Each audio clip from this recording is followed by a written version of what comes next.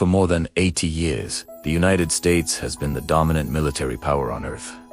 It has fought wars across continents. It has aircraft carriers in every major ocean. It has military bases spread across the globe. It spends more on defense than several countries combined. But history teaches us one undeniable truth. No empire lasts forever. So the question is not emotional. It is strategic. Could the United States ever lose a future war?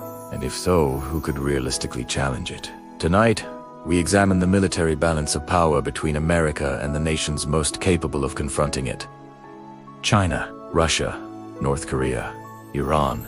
We will explore military strength, advanced weapons, nuclear capabilities, strategic geography, and the reality of modern warfare. Because in today's world, victory is no longer simple. Chapter 1. What does losing a war even mean? Before we compare powers, we must define something important. What does it mean for America to lose? In the 21st century, wars are no longer just about tanks crossing borders. They involve cyber warfare, space assets, economic sanctions, information warfare, artificial intelligence, nuclear deterrence. America could lose a regional conflict, suffer heavy casualties, fail to achieve objectives, or face mutual destruction in nuclear war. But total military collapse, that is a very different scenario. Chapter 2.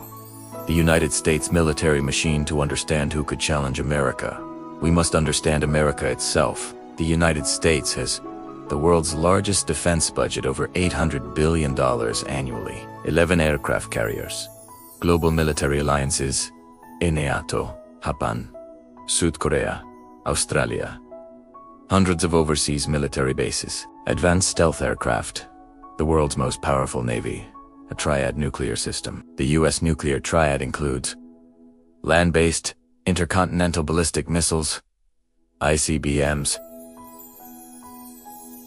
submarine-launched ballistic missiles, strategic bombers. This structure ensures second strike capability, meaning even if attacked first, America can retaliate. This concept is known as deterrence, and it has prevented major world wars for decades. Chapter 3. China. The rising superpower China is widely considered America's most serious long-term rival. Why? Because China combines a massive economy, rapid technological growth, expanding military capability, regional dominance in East Asia. Military strength. China has the world's largest navy by number of ships, advanced anti-ship ballistic missiles, growing aircraft carrier fleet, stealth fighter jets like the J-20, hypersonic missile systems, nuclear arsenal. Estimated 400 plus nuclear warheads, with expansion underway. While still smaller than the US or Russia, China is modernizing rapidly. Where could conflict happen? The most likely flashpoint: Taiwan. If China attempts reunification by force, the US may intervene. But here's the key factor. China would be fighting close to home. The US would be operating thousands of miles away. Geography matters. China could challenge America regionally, especially in the Indo-Pacific, but a full-scale invasion of the United States, highly unlikely. Chapter 4. Russia, the nuclear giant. Russia possesses the largest nuclear arsenal in the world.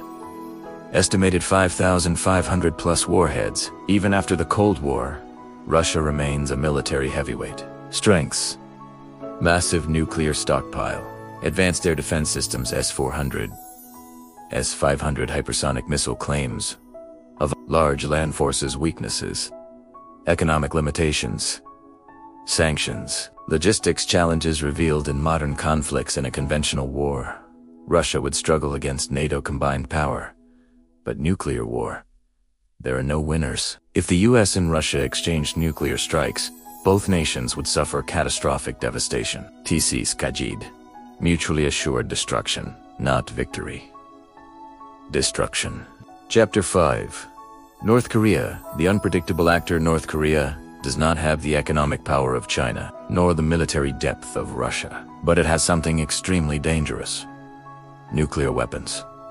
Estimated 30 to 60 warheads, an intercontinental ballistic missile capability. If war broke out on the Korean peninsula, Millions of civilians would be at risk. South Korea and Japan would be heavily affected. US bases in the region could be targeted. North Korea cannot defeat America globally, but it could cause massive regional destruction. And that is often enough to change political outcomes. Chapter 6. Iran.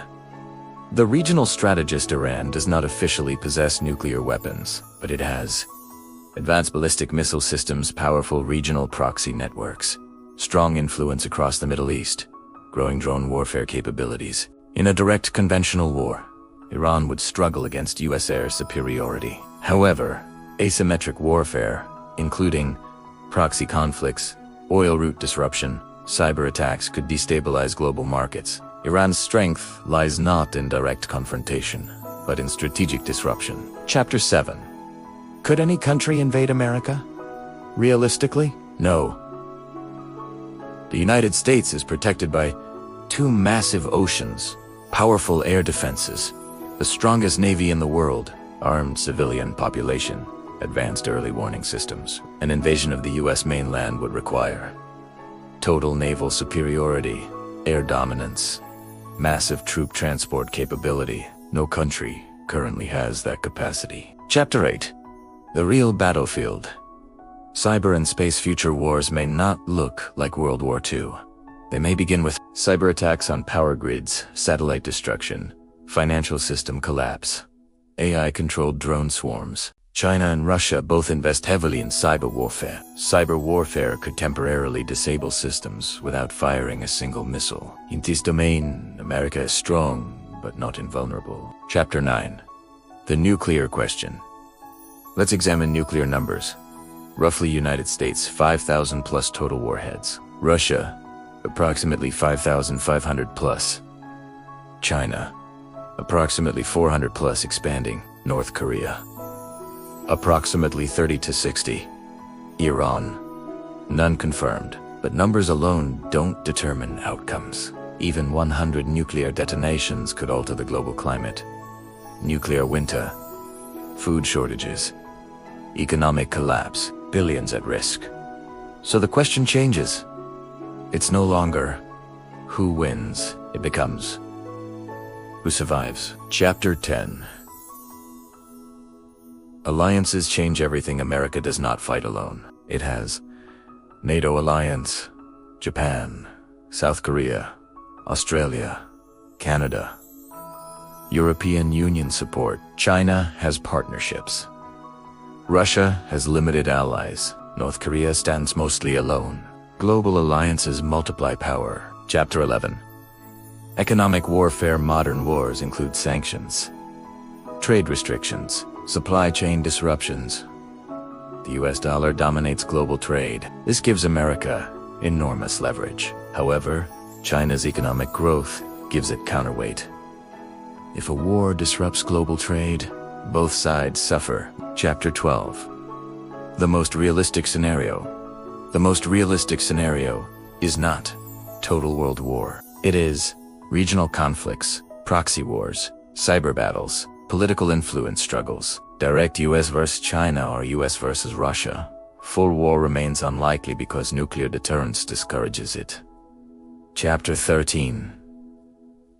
So, could America lose? Here's the balanced answer. In a direct global conventional war against any single nation, highly unlikely. In a regional conflict near an adversary's borders, possible tactical setbacks. In nuclear war, everyone loses. In cyber or economic war, outcomes become unpredictable. America's strength is enormous. But modern warfare is complex. Victory is no longer absolute. Conclusion. The future of power of the 21st century is not just about weapons.